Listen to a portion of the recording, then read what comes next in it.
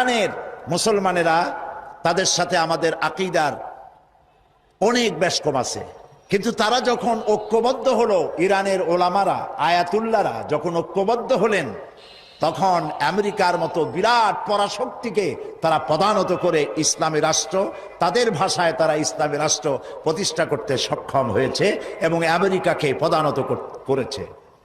এখানে আয়াতুল্লাহ খমিনীর একটি কথা আমার মনে পড়ে, কি সাহস তার!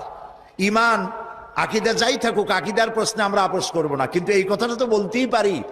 যখন আমেরিকা তাকে বলেছিল যে আমার দূতাবাস থেকে যে 56 জনকে গ্রেফতার করা হয়েছে আমেরিকান, এদেরকে ছেড়ে দাও, তা না হলে তোমার খাদ্য রসদ আমেরিকা থেকে যত সাহায্য যায় সব বন্ধ করে দেওয়া হবে।